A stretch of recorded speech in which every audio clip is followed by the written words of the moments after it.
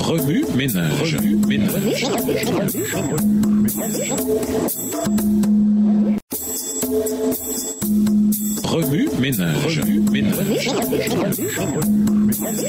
Bienvenue dans votre émission Remue ménage. Nous voilà la leçon de mardi. Investiguer. Lisons les passages suivants pour trouver des liens avec les thèmes abordés dans cette leçon. Lisons Exode 12, les versets 12, 13 et les versets 21 à 28.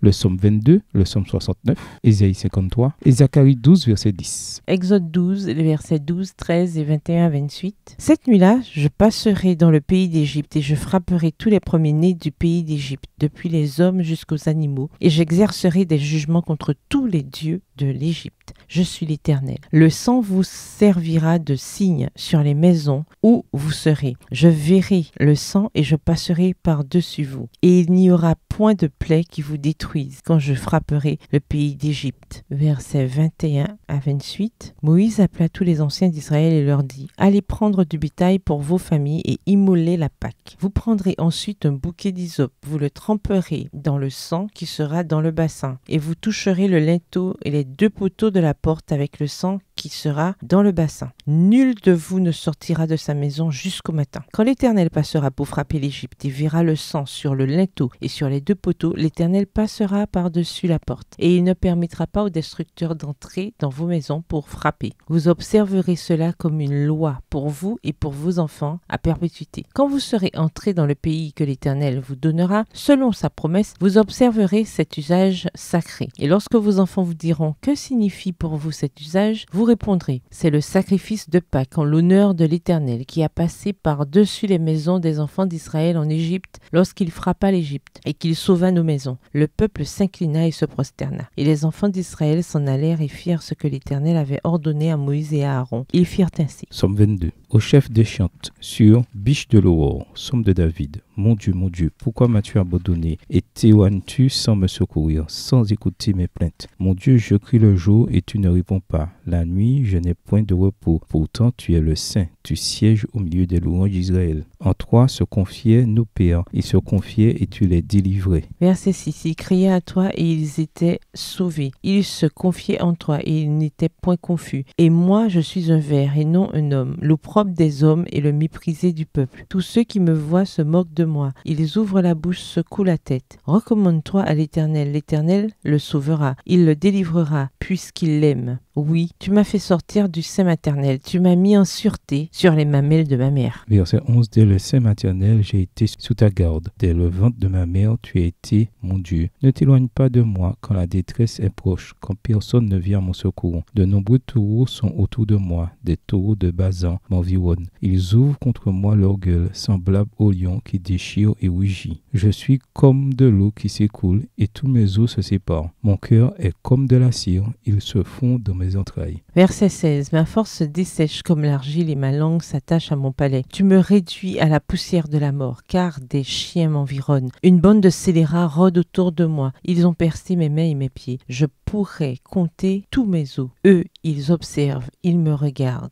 Ils se partagent mes vêtements. Ils tirent au sort ma tunique. Et toi, Éternel, ne t'éloigne pas. Toi qui es ma force, viens en hâte à mon secours. Verset 21. Protège mon âme contre le glaive, ma vie contre le pouvoir des chiens. Sauve-moi de la gueule du lion, délivre-moi des cornes du bœuf. Je publierai ton nom parmi mes frères. Je te célébrerai au milieu de l'assemblée. Vous qui craignez l'Éternel, louez-le. Vous tous, postérité de Jacob, glorifiez-le. Tremblez devant lui, vous tous, postérité d'Israël. Car il n'a ni mépris ni dédain pour les peines du misérable, et il ne lui cache point sa face, mais il l'écoute quand il crie à lui. Verset 26. Tu seras dans la grande assemblée l'objet de mes louanges. J'accomplirai mes vœux en présence de ceux qui te craignent. Les malheureux mangeront et se rassasieront. Ceux qui cherchent l'Éternel le célébreront. Que votre cœur vive à toujours. Toutes les extrémités de la terre penseront à l'Éternel et se tourneront vers lui. Toutes les familles des nations se prosterneront devant ta face. Car à l'Éternel appartient le règne, il domine sur les nations. Tous les puissants de la terre mangeront et se prosterneront aussi. Devant lui s'inclineront tous ceux qui descendent dans la poussière, ceux qui ne peuvent conserver leur vie. Verset 31. La postérité le servira. On parlera du Seigneur à la génération future. Quand elle viendra, elle annoncera sa justice. Elle annoncera son œuvre au peuple nouveau-né.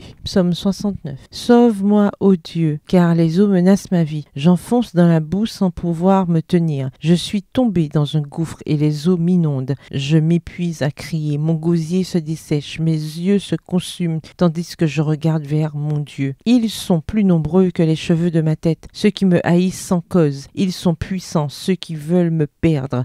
Qui sont à tort mes ennemis, ceux que je n'ai pas dérobés. Il faut que je le restitue. Verset 6. Ô Dieu, tu connais ma folie et mes fautes ne te sont point cachées. Que ceux qui espèrent en toi ne soient pas confus à cause de moi. Seigneur éternel des armées, que ceux qui te cherchent ne soient pas dans la honte à cause de moi, Dieu d'Israël. Car c'est pour toi que je porte l'opprobre, que la honte couvre mon visage. Je suis devenu un étranger pour mes frères, un inconnu pour les fils de ma mère. Car le zèle de ta maison me dévore et les outrages de ceux qui t'insultent tombent sur moi. Verset 11. Je verse des larmes et je jeûne, et c'est ce qui m'attire l'opprobre. Je prends un sac pour vêtements et je suis l'objet de leur sarcasme. Ceux qui sont assis à la porte parlent de moi, et les buveurs de liqueurs fortes me mettent en chanson. Mais je t'adresse ma prière, ô Éternel. Que ce soit le temps favorable, ô Dieu, par ta grande bonté. Réponds-moi en m'assurant ton secours. Retire-moi de la boue et que je n'enfonce plus. Que je sois délivré de mes ennemis et du gouffre. Verset 16. Que les flots ne m'inondent plus, que l'abîme ne m'engloutisse pas et que la fosse ne se ferme pas sur moi. Exauce-moi, Éternel, car ta bonté est immense. Dans tes grandes compassions, tourne vers moi les regards et ne cache pas ta face à ton serviteur, puisque je suis dans la détresse. Toi de m'exaucer. Approche-toi de mon âme, délivre-la, sauve-moi à cause de mes ennemis. Tu connais mon opprobre, ma honte, mon ignominie. Tous mes adversaires sont devant toi. Verset 21. L'opprobre me brise le cœur et je suis malade. J'attends de la pitié, mais en vain. Des consolateurs et je n'en trouve aucun. Ils mettent du fiel dans ma nourriture et pour apaiser ma soif, ils m'abreuvent de vinaigre. Que leur table soit pour eux un piège et un filet au sein de leur sécurité. Que leurs yeux s'obscurcissent et ne voient plus et fais continuellement chanceler leurs reins. Répands sur eux ta colère et que ton ardente fureur les atteigne. Que leur demeure soit dévastée,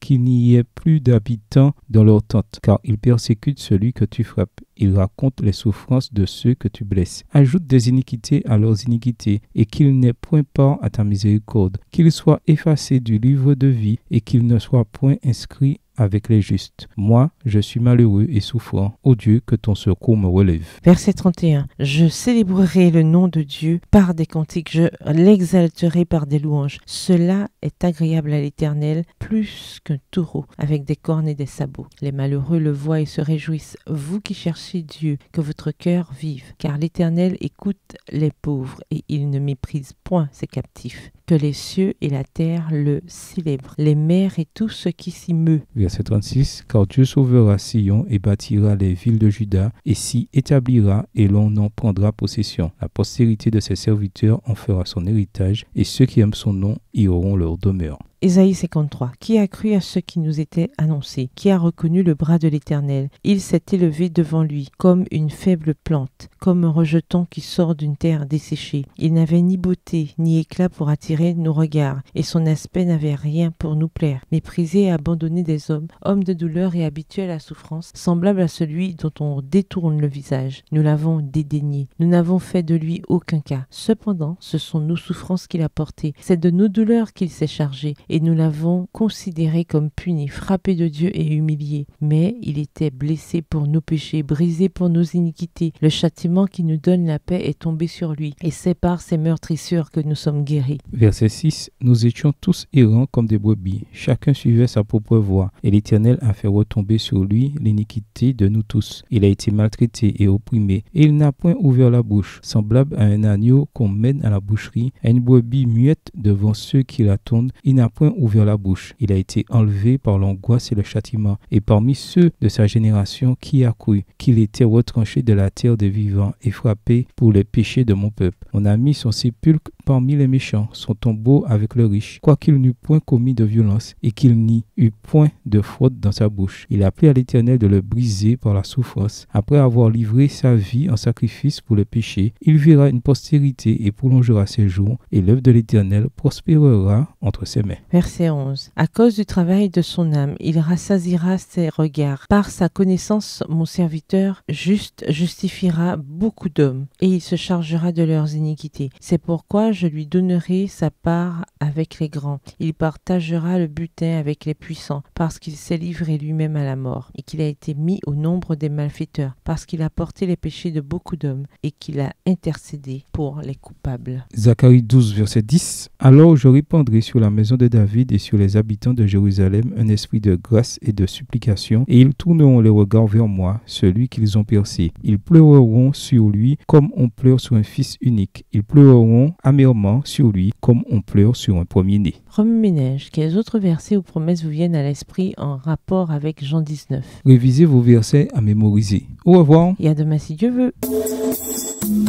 Remue ménage. Remue ménage.